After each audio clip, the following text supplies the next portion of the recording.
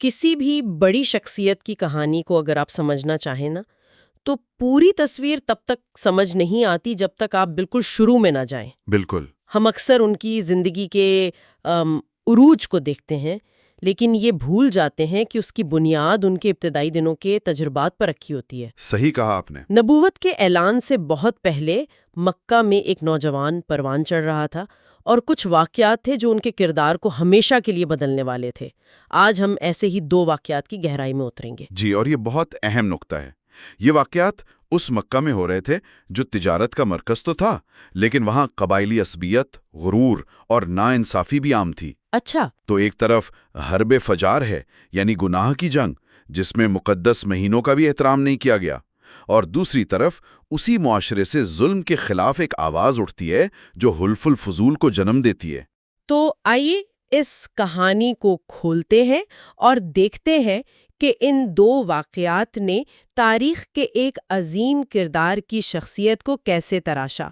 سب سے پہلے حرب فجار کی بات کرتے ہیں، لیکن اس جنگ کو سمجھنے کے لیے ہمیں پہلے یہ حرام مہینوں کا تصور سمجھنا ہوگا۔ یہ کیا تھے اور عرب معاشرے میں ان کی اتنی اہمیت کیوں تھی؟ دیکھیے، اس وقت کا جو عرب معاشرہ تھا وہ چھوٹی چھوٹی باتوں پر صدیوں تک لڑنے کے لیے مشہور تھا۔ مطلب قبائلی غیرت ہر چیز پر حاوی تھی۔ صحیح۔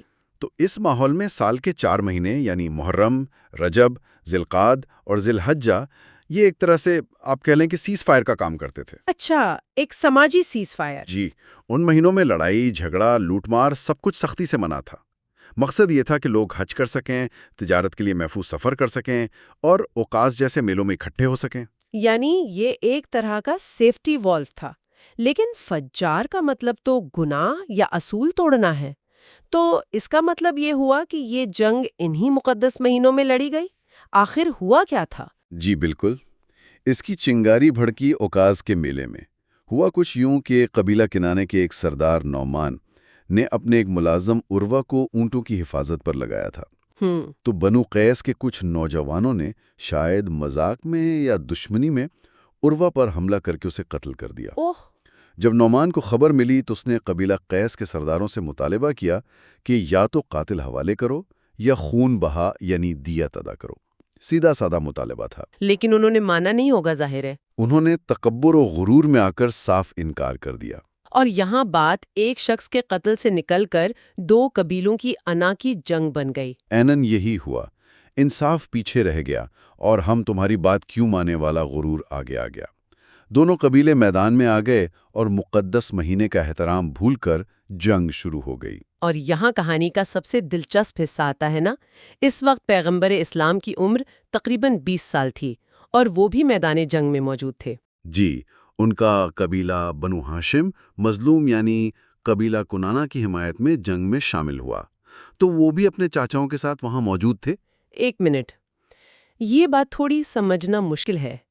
ایک 20 سال کا نوجوان ایسے معاشرے میں جہاں بہادری کا مطلب ہی تلوار اٹھانا تھا، وہ جنگ کے بیچ میں کھڑا ہے، لیکن کر کیا رہا تھا؟ یہی تو وہ نقطہ ہے جو ان کی شخصیت کو بالکل الگ کرتا ہے۔ وہ میدان جنگ میں تھے لیکن لڑ نہیں رہے تھے۔ اچھا۔ ان کا اپنا فرمان ہے کہ میں نے نہ کوئی تلوار چلائی، نہ نیزہ مارا اور نہ ہی کوئی تیر پھینکا۔ ان کا کام صرف یہ تھا کہ دشمن کی طرف سے جو تیر ان کے چاچاؤں کی طرف آتے وہ انہیں اٹھا کر اپنے چاچاؤں کو دیتے تھے۔ صرف تیر اٹھا کر دینا، مطلب دفاع میں مدد کر رہے تھے، حملے میں نہیں۔ جی، تاکہ وہ اپنا دفاع کر سکیں۔ یہ تو بہت ہی غیر معمولی بات ہے۔ اس کے پیچھے کیا سوچ تھی؟ کیا یہ صرف بڑوں کا حکم تھا یا اس میں کوئی گہری حکمت تھی؟ یہ حکم کی تعمیل سے بہت آگے کی بات ہے۔ یہ 20 سال کی عمر میں بھی ان کی گہری بصیرت کو دکھاتا ہے۔ ایک طرف وہ اپنے قبیلے کے ساتھ کھڑے ہیں کیونکہ ان کا قبیلہ مظلوم کا ساتھ دے رہا تھا، یہ ایک اصول ہے۔ صحیح۔ لیکن دوسری طرف وہ خود ہتھیار نہیں اٹھا رہے کیونکہ وہ سمجھتے تھے کہ جنگ بذات خود ایک مسئلہ ہے، حل نہیں۔ وہ اس بات پر فکر مند تھے کہ دشمن کی فوج میں بھی تو بے گناہ لوگ ہوں گے جو صرف اپنے قبیلے کے دباؤ میں لڑ رہے ہیں۔ مطلب ان کا دل یہ نہیں مانتا تھا کہ ان کے ہاتھ سے کسی کی جان جائے۔ بالکل، یہ عمل دراصل غیر ضروری تشدد سے مکمل پرہیز کی پہلی جھلک تھی، اور پھر انہوں نے ہی اپنے چچا زبیر بن عبد المطلب کو مشورہ دیا کہ اس کا حل مذاکرات سے نکالیں۔ تو اس جنگ کا خاتمہ بھی پھر بات چیت سے ہوا، لیکن کیا اس تجربے نے معاشرے پر کوئی گہرا اثر چھوڑا؟ کیا مکہ کے لوگوں کو احساس ہوا کہ ان کا انصاف کا نظام کتنا کمزور ہے؟ بالکل، اور اس احساس کو عملی شکل ملنے میں زیادہ دیر نہیں لگی۔ حرب فجار نے مکے کے ضمیر پر ایک بوجھ ڈال دیا تھا۔ سب کو یہ احساس ہو گیا تھا کہ قبائلی غیرت کے نام پر جنگیں کتنی کھوکھلی اور تواکن ہوتی ہیں۔ تو اس جنگ نے ایک خلا پیدا کر دیا تھا، ایک سوال کھڑا کر دیا تھا کہ کیا انصاف کا کوئی بہتر طریقہ نہیں ہے؟ جی، اور اسی سوال کا جواب ہمیں اگلے واقعے میں ملتا ہے۔ اور وہ واقعہ تھا یمن کے ایک تاجر کا۔ جی، یمن کے قبیلہ زبید کا ایک تاجر اپنا سامان لے کر مکہ آیا۔ یہاں کا ایک بااثر سردار تھا عاص بن وائل۔ اس نے اس سے سارا سامان خرید لیا، لیکن جب قیمت دینے کی باری آئی تو صاف مکر گیا۔ اب آپ سوچیں، ایک اجنبی شخص، ایک پردیسی، مکہ جیسے شہر میں جہاں اس کا کوئی قبیلہ نہیں، کوئی حامی نہیں، وہ کیا کرتا؟ وہ سب کے پاس گیا، بنو عبدالدار، بنو مخزوم، مکے کے تمام بڑے قبیلوں کے دروازے کھٹکھٹائے، لیکن سب نے یہ کہہ کر ٹال دیا کہ عاص بن وائل ہمارا بھائی ہے، ہم اس کے خلاف تمہاری مدد نہیں کر سکتے۔ یعنی انصاف پر رشتہ داری حاوی آ گئی۔ دی قبائلی عصبیت کی بدترین مثال۔ جب ہر دروازہ بند ہو گیا تو اس تاجر نے جو قدم اٹھایا وہ کمال کا تھا، اس نے ہار نہیں مانی۔ اس نے ایک ایسا کام کیا جو تاریخ میں رقم ہو گیا۔ وہ صبح سویرے کوئے ابو قبیس پہاڑ پر چڑھ گیا، جو خانہ کعبہ کے بالکل سامنے ہے، جہاں سے آواز پورے شہر میں گونجتی تھی۔ جی، اس نے اونچی آواز میں اشعار کی صورت میں اپنی فریاد شروع کر دی۔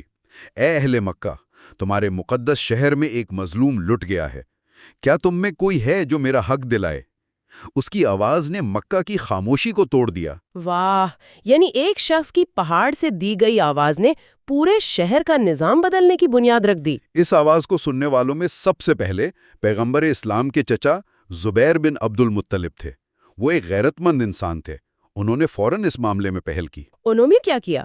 انہوں نے مکہ کے چند دوسرے نیک نام سرداروں کو اکٹھا کیا، اور یہ سب مل کر سیدھا عاص بن وائل کے پاس پہنچے اور اس پر اتنا دباؤ ڈالا کہ اسے تاجر کا سارا مال واپس کرنا پڑا۔ لیکن بات یہاں ختم نہیں ہوئی۔ جی نہیں، حق تو دلوا دیا گیا، لیکن جناب زبیر نے کہا، یہ ہمارے شہر کے لیے شرم کی بات ہے کہ ایک مظلوم کو انصاف کے لیے پہاڑ پر چڑھ کر چیخنا پڑے۔ ہمیں اس کا کوئی مستقل حل نکالنا ہوگا۔ اور یہاں سے حلف الفضول کی بنیاد پڑی۔